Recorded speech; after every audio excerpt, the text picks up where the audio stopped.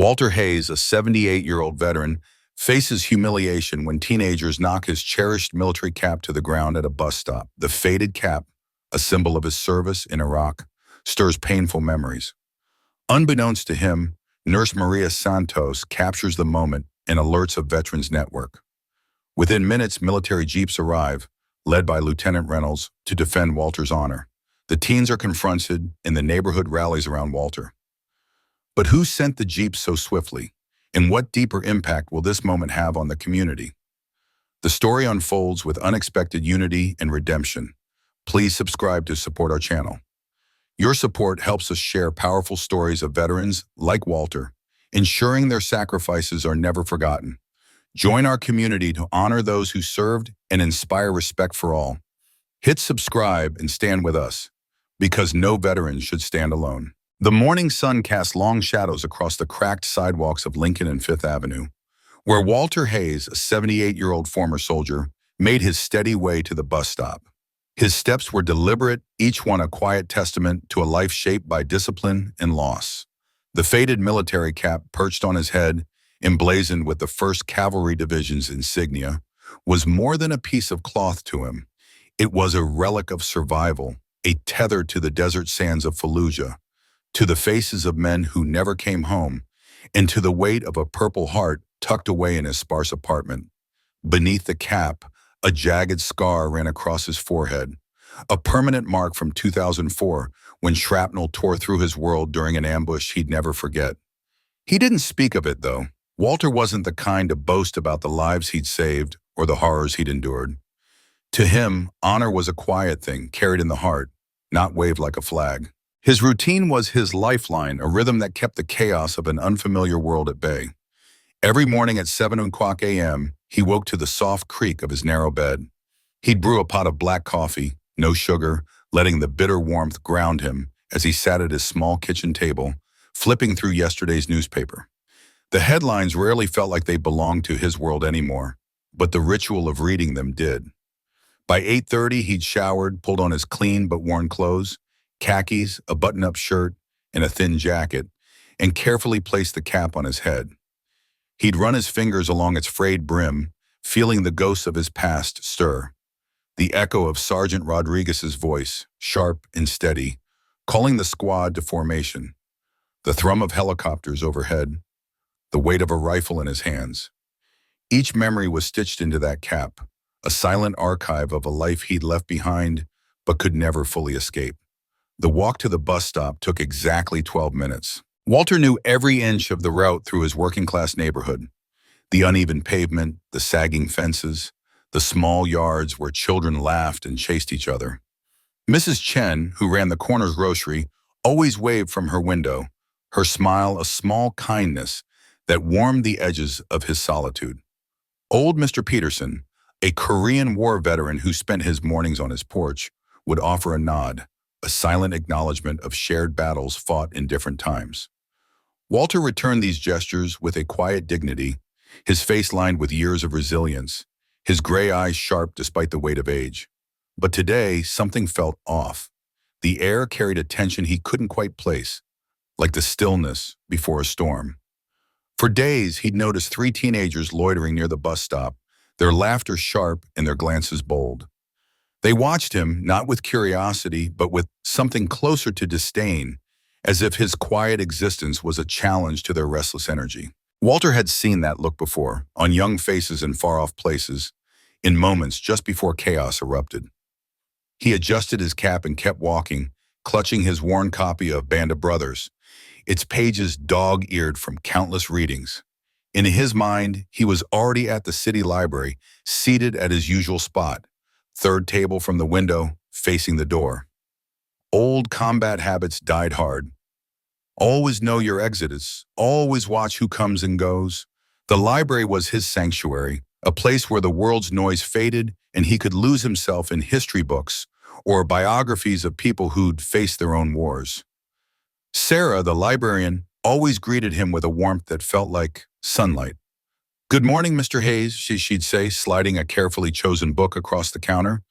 "I found something I think you'll like." Walter would offer one of his rare smiles, the kind that softened the hard lines of his face. Thank you, Sarah. You always know what speaks to an old soldier's heart.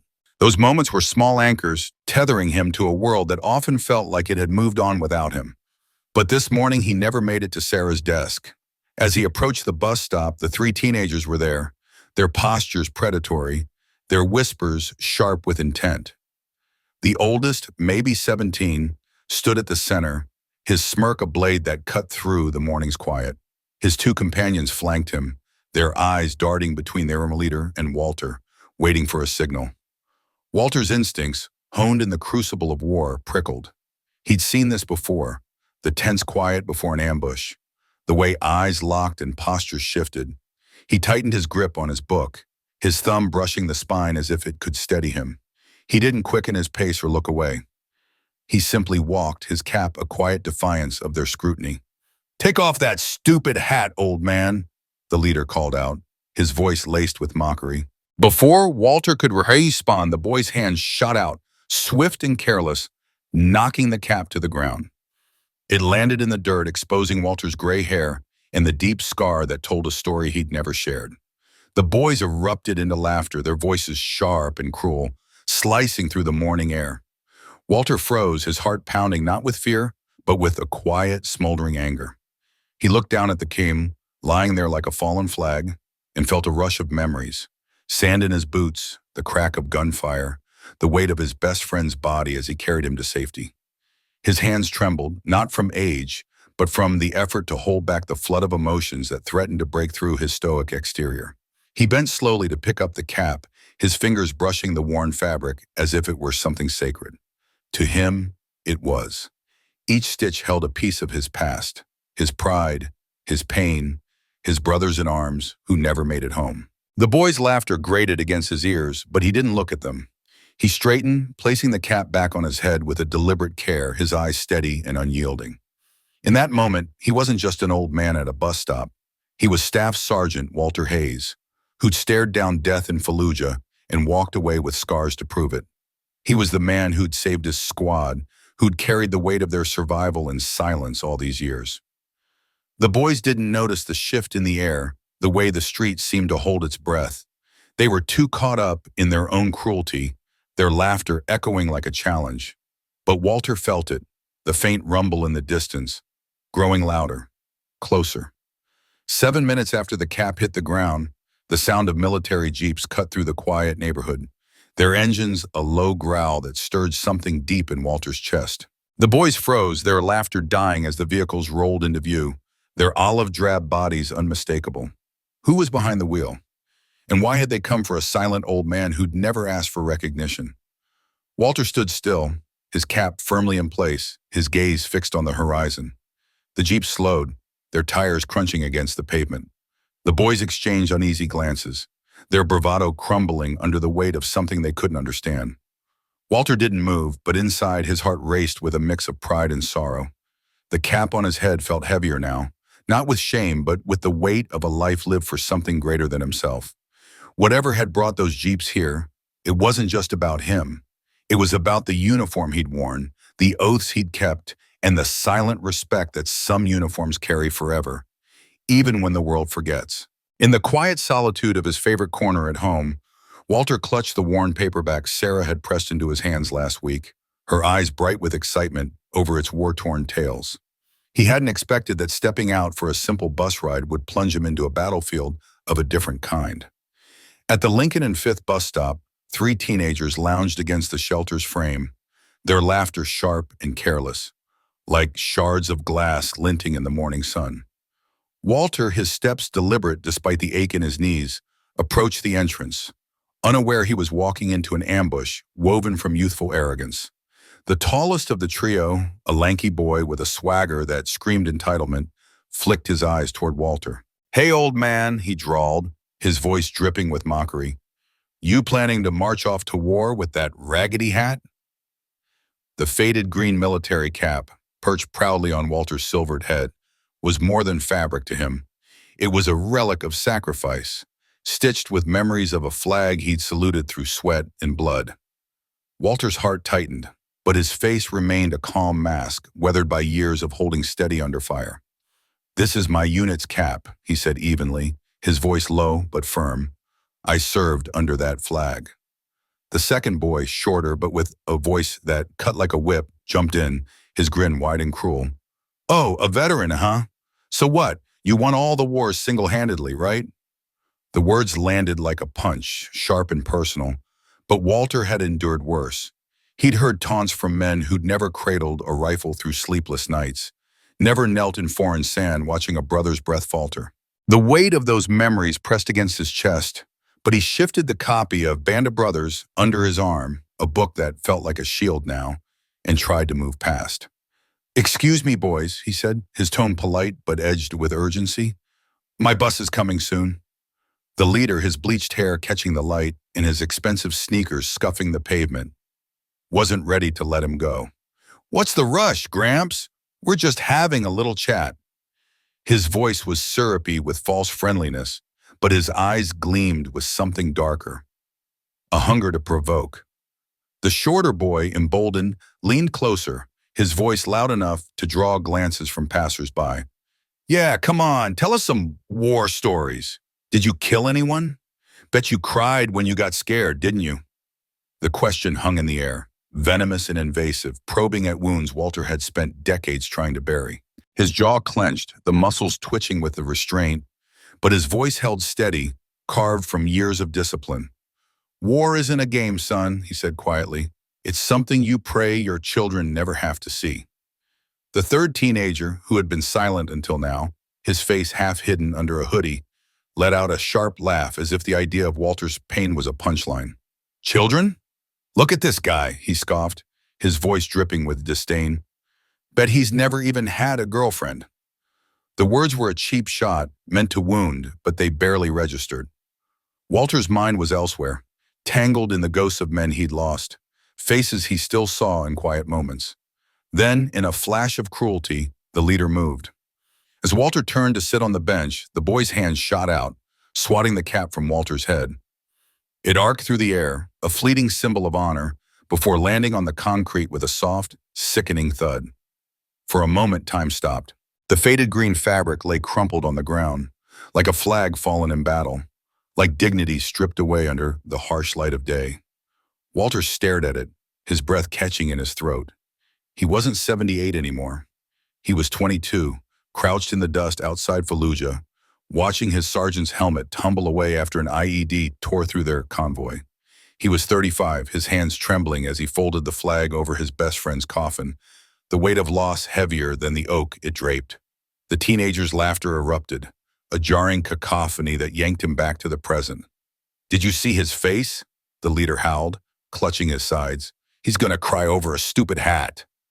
Across the street, Maria Santos stood frozen, her nurse's scrubs still crisp from the morning's preparations. Her heart sank, a cold weight settling in her stomach as she watched the scene unfold. Raised by her grandfather, a Korean War veteran whose stories had shaped her understanding of sacrifice, she knew what that cap meant to Walter. It wasn't just cloth, it was a tether to a life of service, to brothers lost and battles survived. Her grandfather's own cap sat on a shelf at home, a quiet monument to his pride. Maria's fingers twitched toward her phone, instinct urging her to act, but hesitation gripped her. The boys were bigger, louder, their energy volatile. She was alone, and the math of 3 against 1 felt daunting. Walter moved slowly, his knees creaking in protest as he bent to retrieve his cap. His back ached, a dull reminder of age, but he wouldn't let anyone else touch it, not even to help. His hands, weathered and trembling, not from frailty but from the flood of memories, brushed the dust from the fabric. Rodriguez had died wearing a cap like this, his laughter silenced by a sniper's bullet. Martinez had lost his to shrapnel, and Walter had crawled through a hail of enemy fire to retrieve it. A promise kept to a dying friend. The cap wasn't just a possession. It was a piece of his soul, woven with the names of men he'd failed to save. The leader's sneer cut through the air. Look at that, he taunted, his voice thick with contempt. Tough soldier can't even stand up to 3 kids. What kind of warrior were you, huh? The shorter boy piled on, his words sharp and reckless. Bet you never even saw combat. Probably just sat in some office playing army. Their laughter was a blade twisting deeper, but Walter straightened, the cap now clutched tightly in his hand. His eyes, clouded with age but sharp with resolve, met theirs. His voice was quiet, but it carried the weight of steel forged in fire. "I saw 19 good men come home in boxes," he said, each word deliberate, heavy with truth.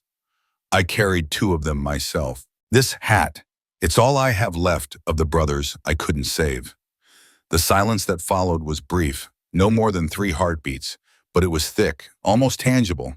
The leader's laugh broke it, but it was hollow now, lacking the bravado of before. "Whatever, old man," he said, shrugging, though his eyes flickered with something unsteady. "Don't blame us, 'cause your glory days are gone." The words were meant to sting, but they fell flat, unable to pierce the armor of Walter's quiet dignity. Maria's resolve snapped into place. She couldn't stay silent any longer. Her fingers flew across her phone, pulling up the Vets United Community app her grandfather had shown her. A lifeline for veterans, a network of support forged by shared sacrifice. She snapped a quick photo, Walter, his cap clutched tightly, his face etched with quiet pain. The 3 boys in the background, their smirks frozen in time. Her thumbs moved with purpose, typing a message that poured from her heart. Urgent. A veteran is being harassed at the Lincoln and 5th bus stop. These kids knocked his military cap to the ground. Someone needs to help this man. She attached the photo, her hands steady despite the anger simmering in her chest, and hit send, a small act of defiance against the cruelty she'd witnessed. The message flashed across screens, a silent call to arms that rippled through the city like a shockwave. A single photo, snapped and sent by Maria, landed in the hands of dozens.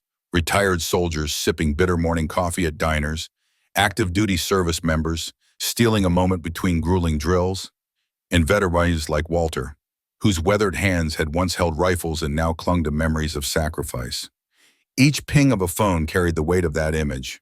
An elderly man, slumped on a bus stop bench, his military cap clutched tightly, its dignity tarnished by the careless cruelty of 3 teenagers. For those who received it, the photo wasn't just a moment captured. It was a wound, a reminder of promises made and broken, of service rendered and respect withheld. Among those phones, one buzzed at precisely the right instant.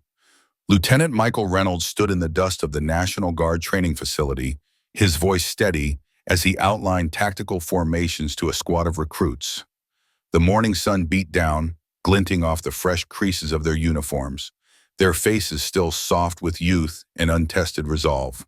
His phone, tucked against his chest, vibrated with an urgency that broke his usual rule of ignoring it during training.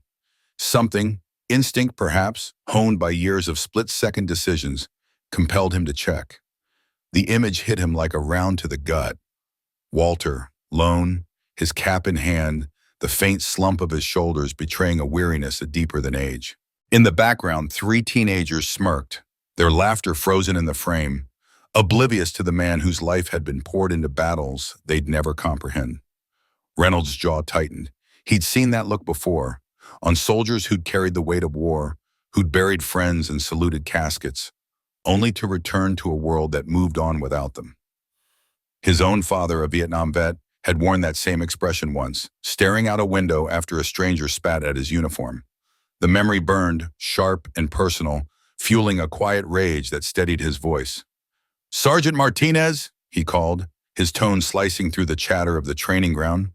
Martinez, a wiry man with eyes that had seen too much, snapped to attention.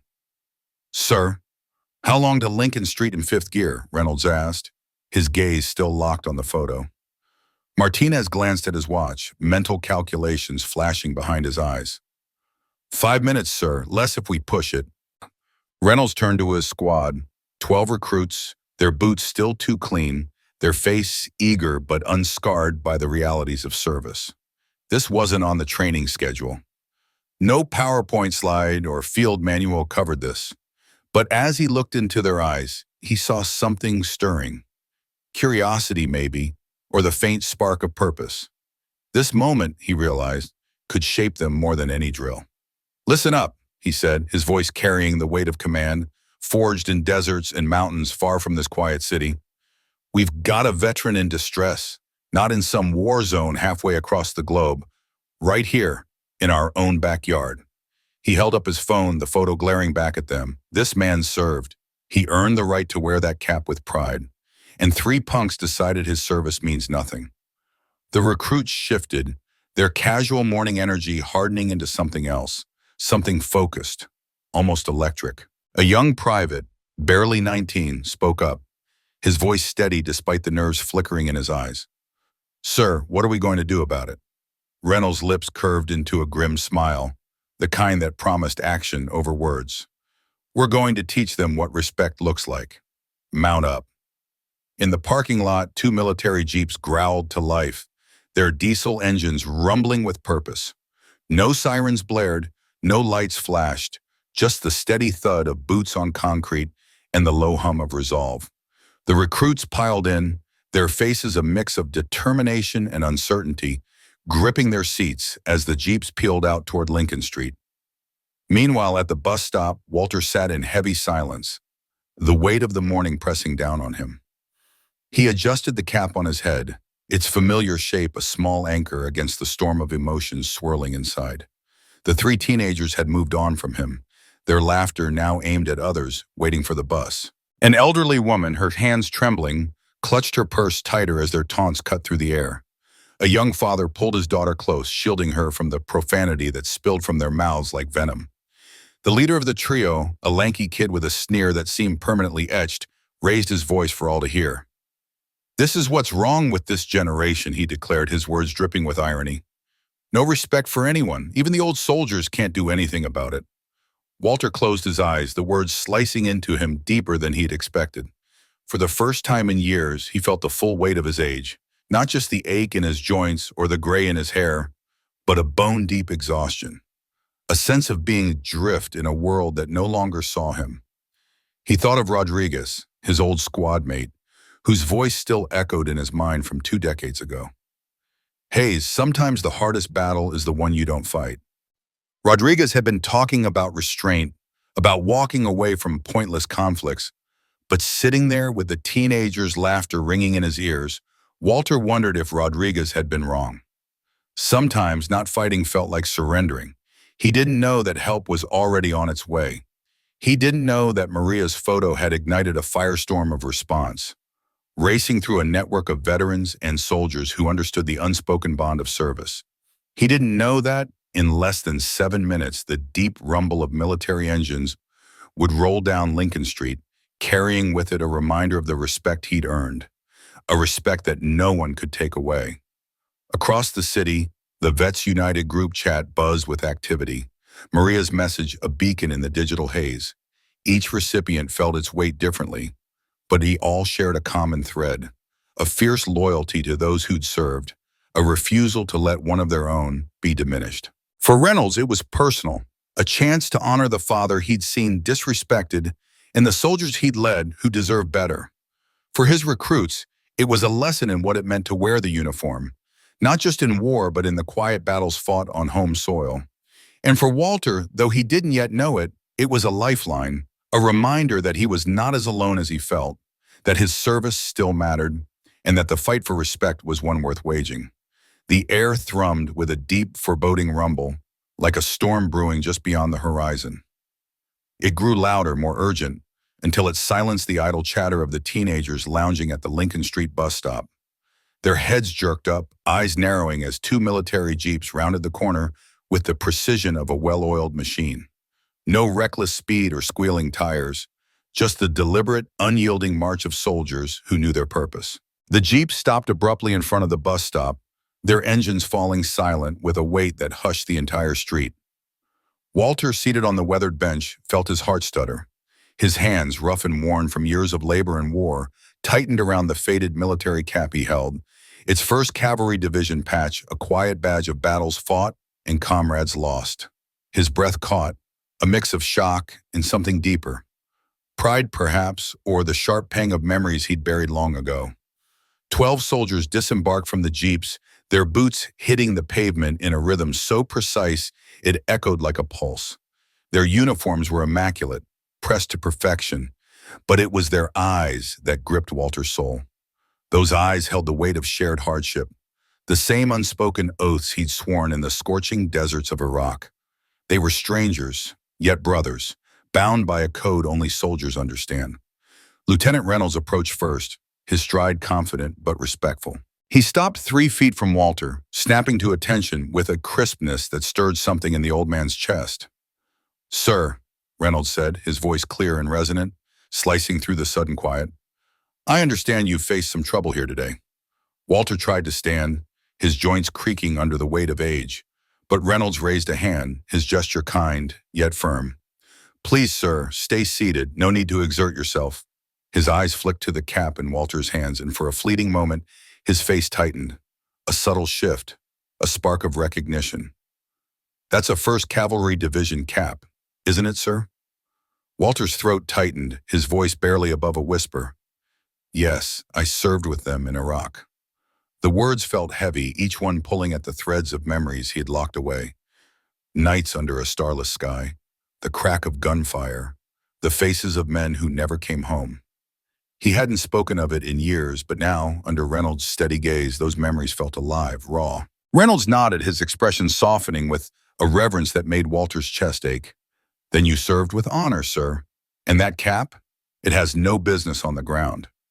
His tone was calm but unyielding, a quiet rebuke wrapped in respect. He turned to the 3 teenagers who had been taunting Walter moments earlier, their earlier confidence now crumbling under the weight of the soldier's presence. They stared at their shoes, shoulders slumped, as if the pavement could hide their shame. The other 11 soldiers spread out in a loose semicircle around the bus stop, their stance not threatening but impossible to ignore, a silent wall of authority. "Gentlemen," Reynolds addressed the teenagers, his voice carrying the weight of command, the kind that could make even the boldest man stand straighter. "Do you have any idea what you're looking at?" The leader, a lanky kid with a defiant tilt to his chin, tried to cling to his bravado. "Look, man, we were just messing around. It wasn't serious." "Messing around?" Reynolds stepped closer, his voice low but sharp, honed by years of discipline. "You think mocking a combat veteran is messing around? This man," he gestured to Walter, who sat frozen, clutching his cap, "took an oath to protect you. He crossed an ocean to fight in a war so you could stand here, safe, mouthing off without a thought. He put his life on the line for your freedom, and you thought it was funny to knock his cap into the dirt?" The shortest teenager, barely 16, shifted uncomfortably, his voice a mumble swallowed by guilt. "We didn't know he was, like, a real soldier." His words were weak, faltering under the weight of his own regret. "That's the problem," Reynolds said, his tone cutting through the boy's excuse like a knife. "You didn't think. You saw an old man with a military cap and decided he was a target for your amusement." Behind him, Sergeant Martinez spoke up, his voice rough but steady, carrying the cadence of someone who'd walked the same battlefields as Walter. "In Iraq, we had a saying, 'Leave no man behind.' That's not just for active duty. It's for every soldier who ever wore the uniform, who ever carried the weight of that oath." The third teenager, silent until now, finally spoke, his voice trembling with a mix of shame and sincerity. "We're sorry, we didn't get it, really." His eyes flicked to Walter, then away, unable to meet the old man's gaze. Reynolds nodded, his expression softening just enough to show he believed the boy's remorse. "Sorry is a start, but understanding, that's what matters. That's what keeps this from happening again." He turned back to Walter, who had risen to his feet despite the lieutenant's earlier gesture, his frail frame trembling not with weakness, but with a surge of emotion he hadn't allowed himself to feel in decades. "Sir," Reynolds said, his voice warm but resolute, "would you allow us the honor of escorting you to your destination today?" Walter's eyes glistened, tears welling but held back by the stubborn pride of a man who'd survived too much to break now. 20 years of bottled-up pain, loss, sacrifice, the sting of being forgotten threatened to spill over. "That's kind of you, son," he said, his voice thick with emotion. "But I can manage." "With respect, sir," Reynolds replied, his tone firm yet kind, "no veteran should have to manage alone. Not today, not ever." The neighborhood began to stir, as if the moment had rippled outward.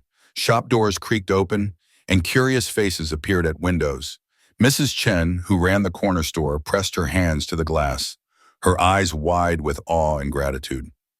Mr. Peterson, a Vietnam vet, stepped onto his porch, adjusting his own faded military cap with a trembling hand, his weathered face glowing with quiet pride. Maria Santos, still clutching her phone, felt tears slip down her cheeks, her earlier frustration forgotten as she watched the scene unfold. The bus arrived, its doors hissing open, but no one moved. This moment was bigger than schedules, bigger than the daily grind. It was about honor, about remembering the cost of freedom, about a truth that should never fade. Some sacrifices demand respect, and some debts can never be repaid. Walter stood taller now, his cap still clutched in his hands, its worn fabric a map of his past.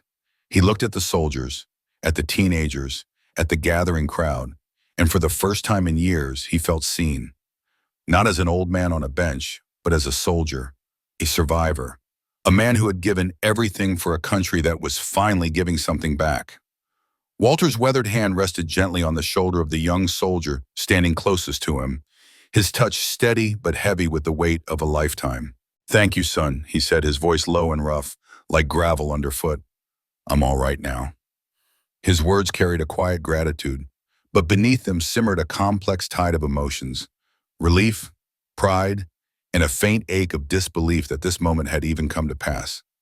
He'd seen worse in his years, far worse, but the sting of disrespect still cut deep, especially on a morning that had started so ordinary. Reynolds, the young lieutenant, shook his head with a firmness that brooked no argument, his jaw tight with conviction. "No, sir," he said, his voice clear and resolute. "You're not just all right. And if we'd let this go, if we'd turned our backs on what happened here, we wouldn't deserve to wear these uniforms." His eyes, sharp and unwavering, scanned the scene around them, taking in the silent street that had become a stage for something far bigger than any of them had expected. Inside, Reynolds felt a surge of pride, not just for Walter, but for the soldiers under his command, who'd acted without hesitation. He thought of his own father, a man who'd served decades ago, and the stories of quiet courage that had shaped his own path. This, he knew, was what it meant to stand for something. The street, usually alive with the hum of a typical Tuesday morning, delivery trucks rumbling, kids laughing on their way to school, neighbors exchanging quick hellos, had fallen into an almost sacred hush. What had begun as a mundane day, with Walter waiting at the bus stop in his faded veteran's cap, had spiraled into a moment etched into the memory of everyone present. The air felt charged, heavy with the weight of unspoken truths and shared resolve. Passers-by slowed, their curiosity morphing into something deeper as they sensed the gravity of the scene unfolding. Mrs. Chen emerged from her small grocery store, her steps slow and deliberate, her hands trembling not from age, but from the swell of emotion she could barely contain. Her eyes, clouded with years but sharp with memory, locked onto Reynolds. "Officer," she said, her voice thick with her native accent, each word carrying the weight of a lifetime. "My husband, he wore a hat like that. Korea, he fought too." Her fingers twisted together, and in her mind she saw her late husband's face, proud and young, the same kind of cap perched on his head. The sight of Walter's hat disrespected had stirred something fierce in her, a protective instinct, a refusal to let history be trampled. "Thank you," she said, her voice breaking, "for not letting them step on it." She felt a warmth in her bowels, a gratitude that these young soldiers understood what her husband's sacrifice had meant. Across the street, an older black man stepped out of the barbershop, his own worn baseball cap tilted slightly on his head. He stood tall, his presence commanding despite the years that had softened his frame. "Vietnam, 69 to 71, he called out, his voice strong and clear, cutting through the quiet. He touched the brim of his cap, a gesture of solidarity, and looked directly at Walter. "Semper Fi, brother," he said, the words carrying the weight of shared battles, of nights spent in jungles far from home, of losses too deep to name. Inside, his heart raced, not with anger, but with a fierce pride that this neighborhood, his neighborhood, hadn't forgotten what service meant. He thought of the brothers he'd lost, the ones who never made it back, and felt a quiet resolve that their legacy lived on in moments like this. Word of the incident spread like a spark through dry grass, igniting the neighborhood. People emerged from their homes, from cars parked haphazardly along the curb, From morning routines abandoned without a second thought. They gathered in a loose circle around the bus stop, not pressing too close but standing firm, their presence a silent declaration of support. A young mother, her stroller swaying slightly as she paused, leaned down to her 5-year-old son who clutched a toy truck and stared wide-eyed at the scene. "That man fought for our country, baby," she whispered, her voice soft but steady. "Those soldiers are here to make sure he's treated with respect." Her heart swelled with a mix of pride and sorrow, pride for Walter, sorrow that it had come to this. She thought of her own brother deployed overseas and prayed he'd come home to a world that honored him. At the center of this growing crowd stood 3 teenagers, their earlier bravado shattered. The leader, Tyler Morrison, who moments ago had been all swagger and sneers, now looked like what he truly was, a scared kid who'd stumbled into a mistake far bigger than he'd realized. His bleached hair fell into his eyes, and his hands fidgeted at his sides, betraying the turmoil churning inside him. I really didn't know," he stammered, his voice cracking as he faced Walter. "My grandfather was in Vietnam. If someone did this to him—" His words trailed off, and he swallowed hard, his mind racing with images of his grandfather, a man he'd only known through stories and faded photos. The weight of his actions crashed over him, and for the first time, he felt the sting of shame, not just for what he'd done, but for how it must have looked to Walter, to everyone. Walter studied Tyler's face, his own expression unreadable at first. Past the boy's nervous energy, past the defiance that had melted away, he saw something real. Remorse, raw and unpolished. Walter's heart stirred, not with anger but with a weary understanding. He'd seen boys like this before, young, reckless, testing the world's edges. He thought of the soldiers he'd served with, some barely older than Tyler, who'd learned hard lessons in far worse places. "What's your name, son?" he asked, his voice calm but firm, like a teacher calling a student to account. Tyler Morrison," the boy replied, his voice barely above a whisper. "Well, Tyler Morrison," Walter said, his tone measured, "the uniform teaches us that everyone deserves a second chance, even those who disrespect it." His words carried a quiet authority, not of judgment, but of wisdom earned through years of hardship. Inside, Walter wrestled with his own emotions, anger at the disrespect, but also a flicker of hope that this boy might learn, might grow. He remembered his own mistakes, the ones forgiven by men wiser than he'd been, and chose to extend that same grace. Reynolds watched this exchange, his admiration for Walter growing with every word. Here was a man who could have demanded retribution, could have pressed charges or publicly shamed these kids for their cruelty. Instead, he was teaching them, guiding them towards something better. Reynolds felt a lump in his throat, thinking of the kind of strength it took to choose forgiveness over vengeance. He thought of his own soldiers, young and eager, and hoped they were learning as much from Walter as he was. Maria Santos pushed through the crowd, her phone still clutched tightly in her hand, her face flushed with a mix of nerves and determination. "Sir," she said to Walter, her voice trembling slightly, "I'm the one who sent the message. I couldn't just stand by and watch." Her heart pounded as she spoke, her mind replaying the moment she'd seen the teenagers taunting Walter, the way her fingers had flown across her phone to alert others. She'd acted on instinct, driven by a fierce sense of right and wrong. But now, standing before Walter, she felt a wave of humility. She thought of her own family, immigrants who'd fought to belong, and knew she'd done what they would have. Walter took her hand, his grip gentle, his eyes warm with gratitude. "Thank you, dear," he said softly. "Sometimes it takes a village to remind an old soldier he's not forgotten." His voice wavered, and for the first time, the crowd saw the weight he carried, not just of this moment, but of a lifetime of service, of battles fought and comrades lost. He thought of the men he'd served with, the ones who'd buried, and felt their presence in the faces around him. The gratitude overwhelmed him, not just for Maria, but for every soul who'd shown up today. By now, at least 50 people had gathered, their presence a tapestry of the neighborhood, old and young, rich and struggling, united by a shared sense of duty. The bus had come and gone twice, its schedule irrelevant in the face of something far more urgent. A teenager in a Letterman jacket, his high school emblem bold against the blue fabric, pushed forward and faced Tyler. and his friends. "Dude," he said, his voice low but edged with anger. "My dad's a Marine. If he'd done what you saw, man, you're lucky these guys are professionals." His fists clenched, but his heart wasn't in it. He was angry, but he also saw Tyler's shame and knew the boy was already defeated. He thought of his father, deployed and distant, and felt a surge of gratitude for the soldier standing here, holding the line with dignity. Tyler nodded, his head hanging low. "I know," he said, his voice thick with regret. "I really screwed up." The words felt inadequate, but they were all he had. Inside, he was a mess, embarrassed, guilt-ridden, and terrified of what came next. He thought of his mother, of how disappointed she'd be, and vowed silently to make this right, however he could. Lieutenant Reynolds stepped forward one last time, his voice cutting through the murmurs of the crowd. "Here's what's going to happen," he said, his tone commanding attention without effort. "This bus stop isn't just a place to wait for a ride anymore. It's going to be a reminder, not of what happened here today, but of what should never happen again." His turn to the three teenagers, his eyes meeting theirs.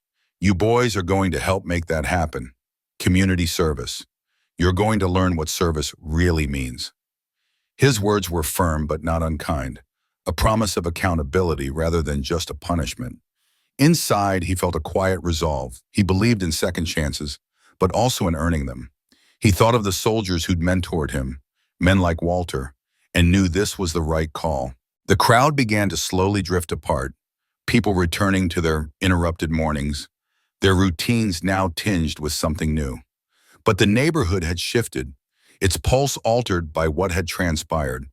An invisible line had been drawn, not of anger or division, but of unity, a shared understanding of where everyone stood. As the military jeeps revved their engines ready to depart, Walter shook hands with each of the 12 soldiers, his grip firm despite the tremor in his fingers. "You didn't have to come," he said to Reynolds, his voice low and sincere. "Yes, sir, we did," Reynolds replied, his eyes steady. "Because if we don't stand up for each other, who will?" His heart swelled with a sense of purpose, knowing this moment would stay with him, a touchstone for why he served. That evening, Maria's photo of Walter's had spread across the internet, shared over 10,000 times. Her caption was simple yet profound. "This is what happens when you disrespect a veteran in this our town." But the real story wasn't in the image itself. It was in the 50 people who'd stood together, their quiet presence louder than any shout. It was in the steady gaze of an old soldier, the moment of standing at attention, the rumble of 2 military jeeps halting on a quiet street. Honor, it seemed, wasn't a relic of the past. It was a living thing, waiting for the right moment to shine, carried forward by those who chose to act. In a quiet moment, when the world seemed to pause, Walter stood at the bus stop, his old cap slipping from his head and tumbling to the ground. It wasn't just a cap, not to him. It was a relic of his service, a weathered emblem of sacrifice and survival, carrying the weight of memories he rarely spoke of, but always carried. As he bent down, his knees creaking with age, to retrieve it from the dusty pavement, something extraordinary unfolded. 12 young soldiers, barely out of their teens, stood tall around him, their postures rigid with respect, their eyes bright with conviction, locked onto the cap as if it were a flag raised in battle. The sight stopped the entire neighborhood in its tracks. Dog walkers froze mid-step, shopkeepers peered through their windows, and even the hum of morning traffic seemed to hush. In that fleeting moment, the community remembered what truly mattered: honor, respect, and the quiet dignity of those who had given so much. 3 weeks later, a small wooden sign appeared at the bus stop, its letters carved with care. "Respect our veterans always." No one claimed responsibility for it. No one needed to. Its presence felt like a collective vow, a silent agreement among strangers turned kin. The sign wasn't just wood and paint. It was a promise etched into the heart of the neighborhood. A reminder that some debts can never be fully repaid, but must always be acknowledged. Passers-by would pause, their gazes lingering on the words, their thoughts drifting to sacrifices they hadn't witnessed, but now felt compelled to honor. Tyler Morrison, a young man whose restless energy once led him to trouble, found himself changed by that morning. He had grown up hearing his grandfather's stories, tales of muddy trenches, flickering campfires, and bonds forged in the crucible of war. As a boy, he'd listened with half an ear, dismissing them as old man's ramblings. But seeing Walter, frail yet unyielding, surrounded by those young soldiers, cracked something open inside him. Guilt, perhaps, for all the times he'd rolled his eyes at his grandfather's pride. Or maybe it was awe, a realization that those stories weren't just memories. They were the scaffolding of a life built on courage. Every Saturday, Tyler began volunteering at the VA hospital, not because a judge's gavel demanded it, but because his heart did. He'd sit with veterans, listening to their stories, their laughter, their silences, feeling the weight of their experiences settle into his bones. A month later, two other boys, friends who'd once followed Tyler into mischief, joined him. They didn't talk about why. They didn't need to. Their presence at the hospital, their quiet dedication, spoke louder than words ever could. Mrs. Chen, who ran the corner diner with a sharp eye and a softer heart, began setting aside the morning newspaper for Walter. Every day at 9:30, as reliable as the sunrise, she'd fold it neatly and place it beside a steaming cup of coffee that appeared on her counter like a small miracle. She never saw who paid for it, but she suspected it was a collective effort, a rotation of neighbors who wanted to honor Walter in their own quiet way. For Mrs. Chen, it was more than a gesture. It was her way of saying thank you not just to Walter, but to the father she'd lost to war, whose face she saw in every veteran who shuffled through her door. Each time she handed Walter the paper, her smile carried a warmth that spoke of gratitude and grief intertwined. Maria Santos, a photographer with an eye for moments that others overlooked, had captured the scene that morning. The viral photo, the one that raced across social media, sparking hashtags and fleeting fame, wasn't the one she cherished. Instead, she printed and framed a different shot, one she'd taken when the crowd had thinned. In it, Walter shook hands with Lieutenant Reynolds, their grips firm, their smiles tentative but genuine. Around them stood neighbors who had become something more, a family bound not by blood but by shared respect. Maria hung the photo in her small studio, not for profit or praise, but because it reminded her of the power of connection, of how a single moment could ripple outward, knitting a community together. Every time she glanced at it, her heart swelled with pride, not for her skill, but for the people she'd captured, their faces alight with something rare and precious. The bus stop, once just a slab of concrete and a metal bench, transformed into something sacred. It became a gathering place, an unspoken sanctuary where veterans would exchange nods, their shared history needing no words. Children tugging at their parents' hands would point at the sign and ask questions, their voices high with curiosity. Parents would kneel down, explaining in gentle tones what it meant to serve, to sacrifice, to stand for something greater than oneself. And sometimes when Walter arrived for his daily trip to the library, he'd find others already there, not waiting for the bus, but for him. They'd sit beside him in companionable silence, their presence a quiet tribute to a man who had served not just his country, but the very idea of humanity. Walter, ever humble, would tip his cap, his eyes crinkling with a warmth that hid a lifetime of burdens. Lieutenant Reynolds, the officer who had led those 12 soldiers that morning, never spoke publicly about what happened. But in the quiet of his training sessions, he began ending each day with a simple lesson, one he delivered with the weight of conviction. "The uniform doesn't make you a soldier," he'd say, his voice steady but fierce. "It's how you treat your brothers and sisters in arms that makes you worthy of wearing it." His words lingered in the air, sinking into the hearts of the young recruits before him, who would carry them long after they left the training ground. For Reynolds, that morning at the bus stop wasn't just a moment. It was a turning point, a reminder of why he'd chosen this life, and of the responsibility he bore to honor those who came before him. 6 months later, Walter still rode the same bus to the same library, his faded cap perched proudly on his head. The cap was no longer just his. It belonged to the neighborhood, to the soldiers, to the sign at the bus stop, to every small act of kindness that had blossomed in its wake. He no longer rode alone. Sometimes it was a neighbor sharing a story.